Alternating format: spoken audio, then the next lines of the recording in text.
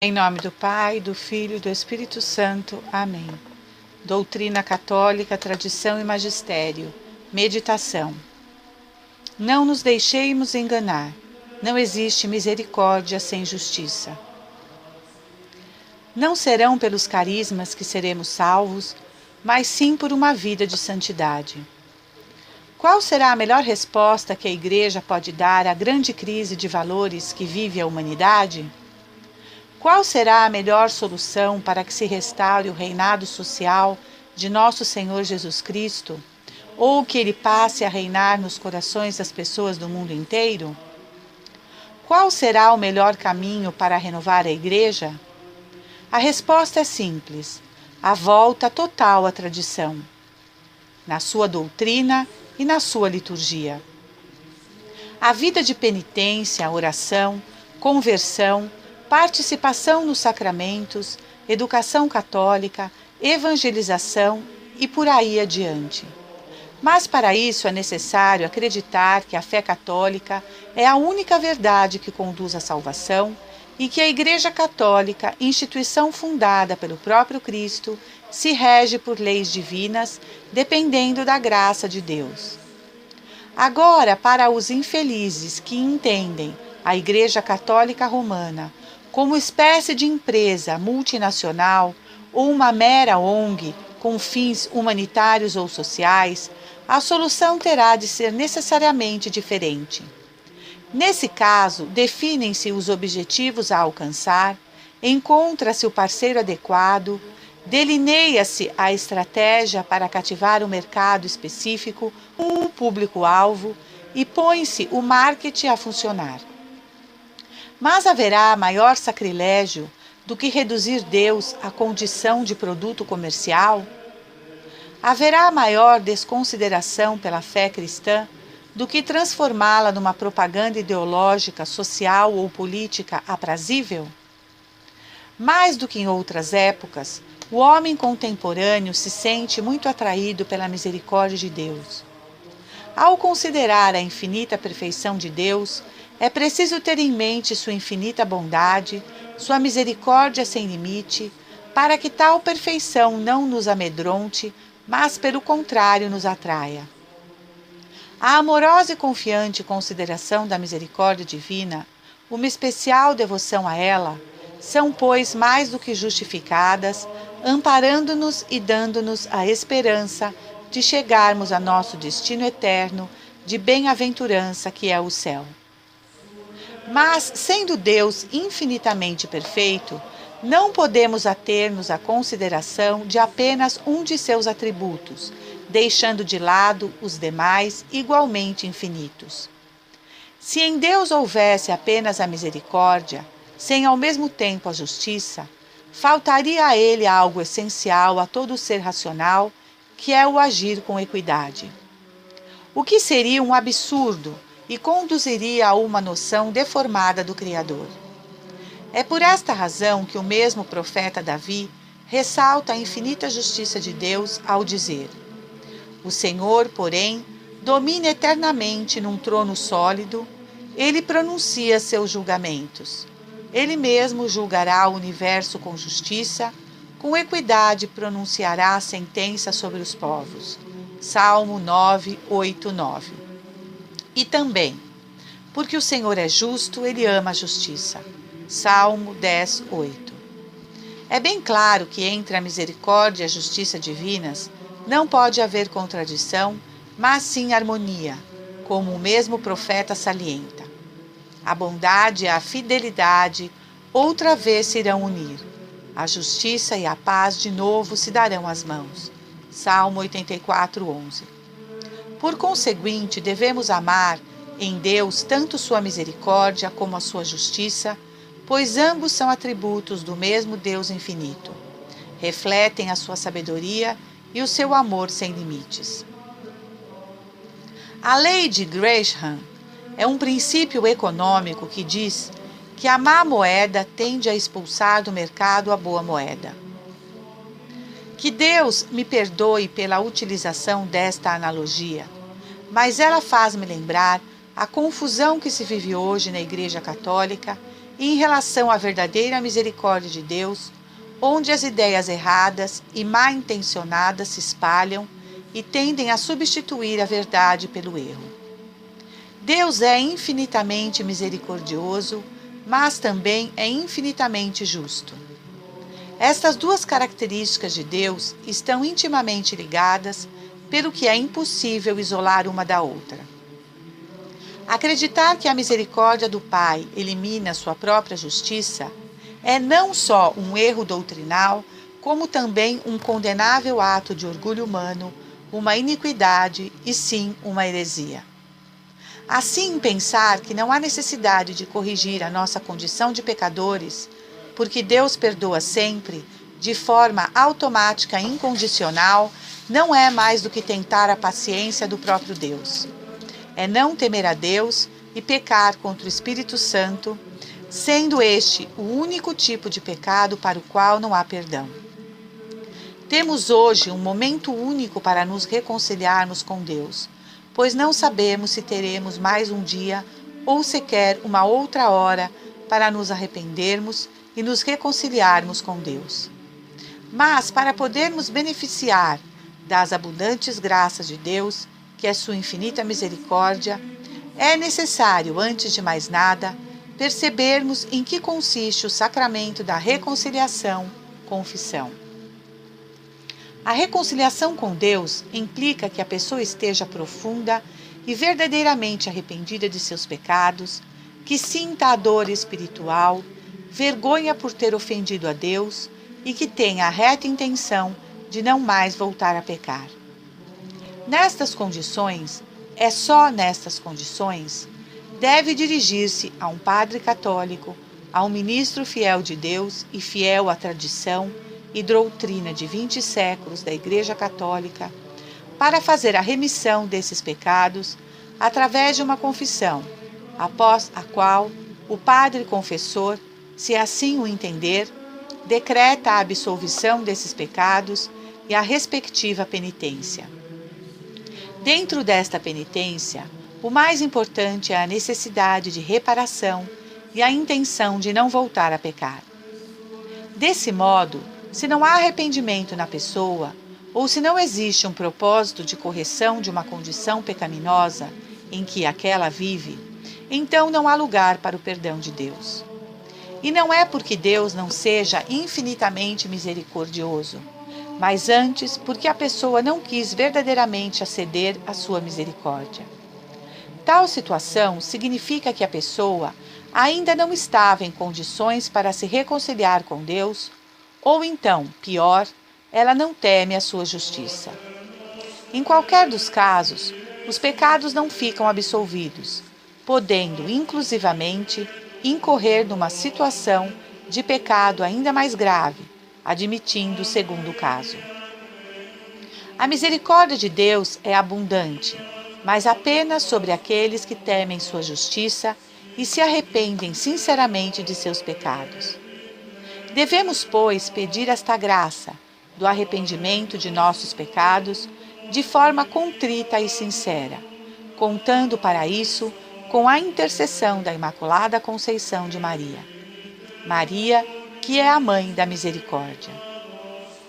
A minha alma glorifica o Senhor, e o meu espírito se alegra em Deus, meu Salvador, porque pôs os olhos na humildade da sua serva. De hoje em diante, me chamarão bem-aventurada todas as gerações. O Todo-Poderoso fez em mim maravilhas, e santo é o seu nome. A sua misericórdia se estende de geração em geração sobre aqueles que o temem. Manifestou o poder do seu braço e dispersou os soberbos. Derrubou os poderosos de seus tronos e exaltou os humildes. Aos famintos encheu de bens e aos ricos despediu de mãos vazias. Acolheu Israel seu servo, lembrado de sua misericórdia, como tinha prometido a nossos pais, a Abraão e a sua descendência para sempre. Glória ao Pai, ao Filho e ao Espírito Santo, como era no princípio, agora e sempre. Amém.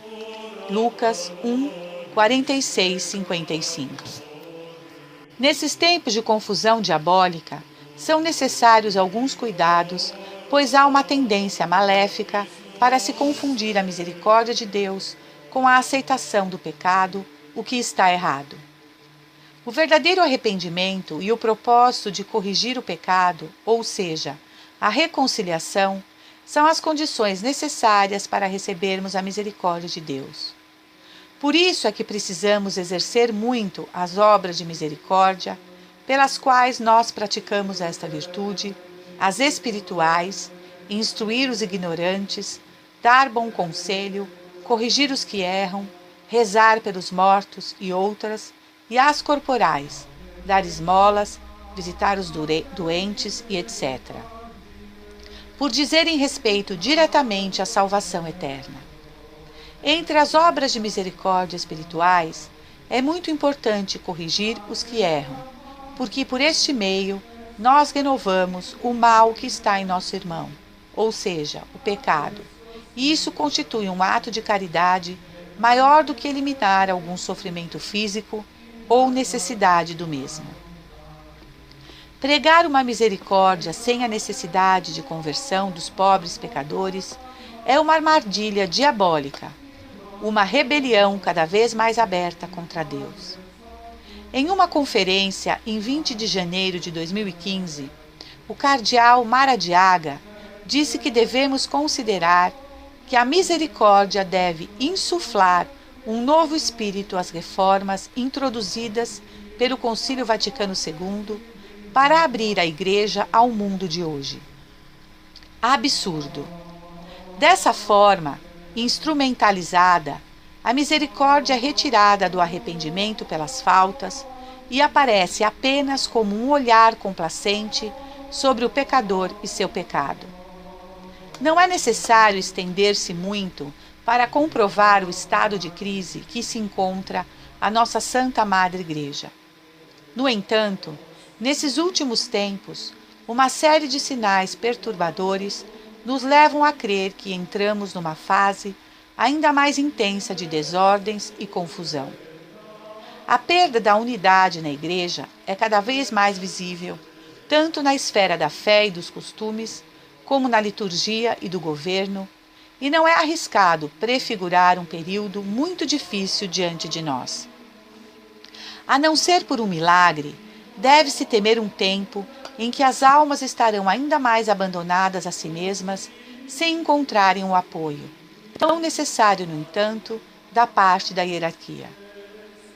No entanto, a verdadeira misericórdia, que implica este primeiro movimento, tão comovedor de Deus para com o pecador e sua miséria, continua em um movimento de conversão da criatura para com Deus.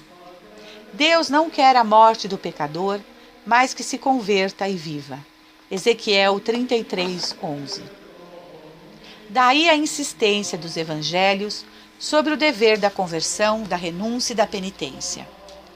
Nosso Senhor chegou a dizer: se não vos arrependerem, todos perecerão. Lucas 13:5. Este chamado à conversão constitui o centro do Evangelho que podemos ver tanto em São João Batista como em São Pedro. Quando os pecadores, comovidos pela pregação, perguntam o que devem fazer, escutam somente essas palavras: arrependei-vos e convertei-vos. Mas hoje, em atuais pregadores da nova misericórdia, insistem tanto no primeiro passo feito por Deus aos homens, perdidos pelo pecado, pela ignorância e pobreza, que frequentemente omitem o segundo movimento que deve vir da criatura: o arrependimento, a conversão, a rejeição do pecado. Finalmente, a nova misericórdia não é mais que uma visão complacente do pecado. Deus os ama, não importa o que aconteça. Eis a nova misericórdia, a nova espiritualidade que deve determinar para sempre as reformas das instituições e dos costumes da Igreja, tanto as já realizadas desde o Concílio Vaticano II, como as novas agora previstas. Isso é gravíssimo, mas também pode nos ajudar a entender por que nos opomos tanto ao chamado Espírito do Concílio. Na verdade, as reformas foram introduzidas em nome deste novo Espírito, um espírito que certamente não é tradicional, não é católico. É um espírito de adaptação ao mundo, um olhar complacente das suas quedas e tentações, em nome da bondade, misericórdia e amor. Assim, por exemplo, já não se fala mais que as outras religiões são falsas, que são apenas seitas, não queridas por Deus. Afirmação que, no entanto, sempre pertenceu ao magistério. Já não se ensina mais os perigos do mundo, e até mesmo o diabo desapareceu quase completamente do vocabulário eclesiástico nesses últimos 50 anos. Este espírito explica os atuais sofrimentos da nossa Santa Mãe Igreja, com perdas gigantescas do número de fiéis, numa demonstração que a abertura proposta pelo concílio foi realmente uma obra de Satanás, pois contra números não há argumentos. Antes do Concílio Vaticano II, os que se diziam católicos no Brasil eram esmagadora maioria. Hoje, já estamos superados pelos protestantes, espíritas e ateus. Pode-se mutilar a misericórdia, separá-la de uma penitência necessária, como fazem os destruidores modernistas dentro da Igreja hoje, com o objetivo confesso de restaurar um novo espírito às reformas conciliares que estão em ruptura com o espírito tradicional?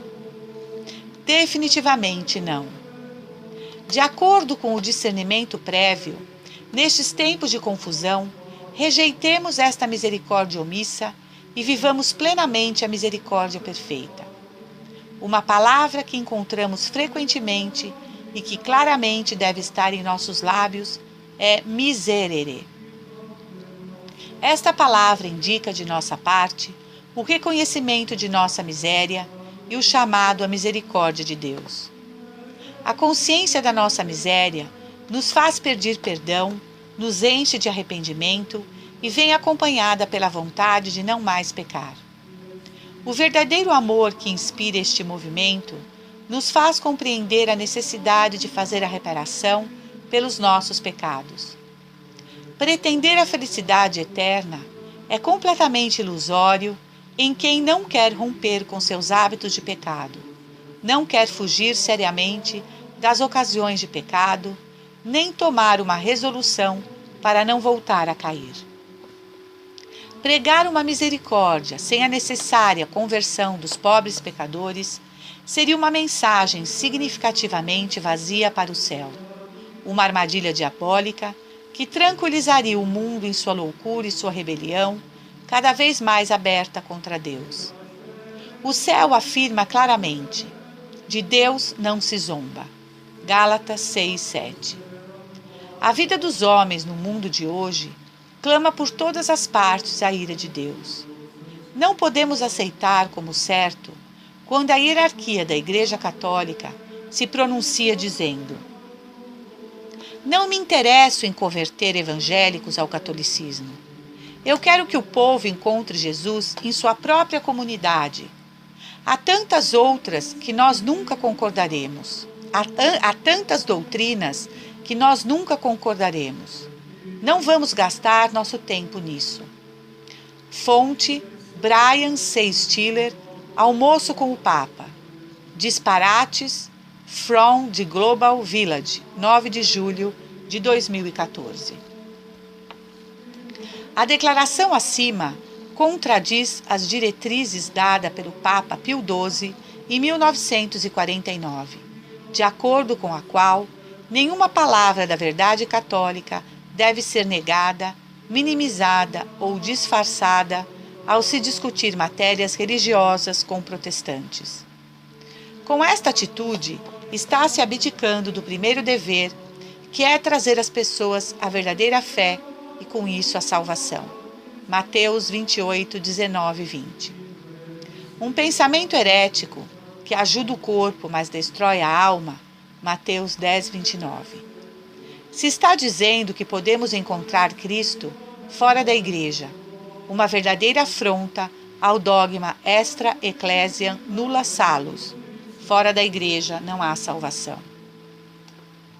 A título de uma falsa e perversa misericórdia.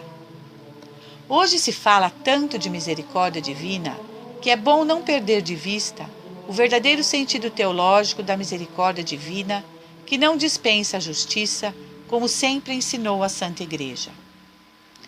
E muitos fazem coro às linguagens sem verdade que não pertencem à doutrina da Igreja Católica. Dizem falsamente: Deus não castiga.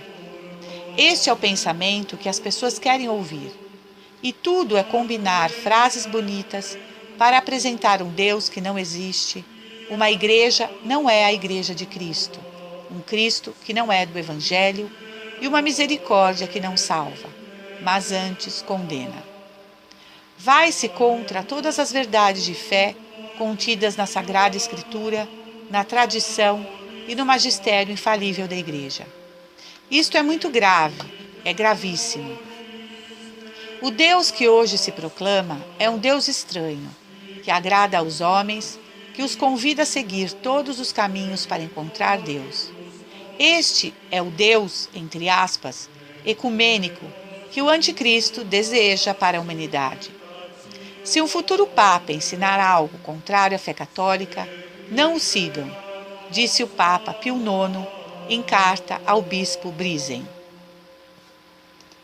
Busquemos então urgentemente nossa conversão, através de um profundo arrependimento de nossos pecados, pois afirma São Bernardo: o coração obstinado no mal durante a vida se esforçará no momento da morte para sair do estado de condenação, mas não chegará a livrar-se dele, e oprimido por sua própria malícia, terminará a sua vida no mesmo estado.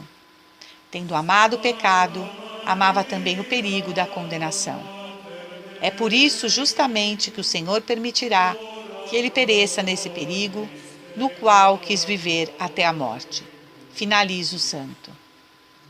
Santo Agostinho disse: aquele que não abandona o pecado antes que o pecado abandone a ele, dificilmente poderá, na hora da morte, detestá-lo como é devido, pois tudo o que fizer nesta emergência o fará obrigadamente e não verdadeiramente arrependido. Dizia São Jerônimo: tenho por certo, pois a experiência me manifestou, que não alcançará bom fim aquele que até ao fim levar uma vida má. Finalizo esta meditação com as palavras do arcebispo Dom Marcel Lefebvre. Na prática, nossa atitude deve ser baseada em um discernimento prévio, necessário para essas circunstâncias extraordinárias, como de um Papa levado pelo liberalismo. Eis aqui este discernimento. Quando o Papa diz algo que está de acordo com a tradição, o seguimos. Quando ele diz algo contrário à nossa fé, ou quando incentiva ou permite algo que fira a nossa fé, então não podemos segui-lo. E esta é a razão fundamental que a Igreja, o Papa, a hierarquia estão a serviço da fé. Não são eles que fazem a fé, eles devem servi-la. A fé não é feita, é imutável, se transmite. Fonte Monsenhor Lefebvre, 2009, páginas 259. Louvado seja nosso Senhor Jesus Cristo, salve Maria, viva Cristo Rei. Senhor, dai-nos a fortaleza dos mártires. Em nome do Pai, do Filho e do Espírito Santo. Amém.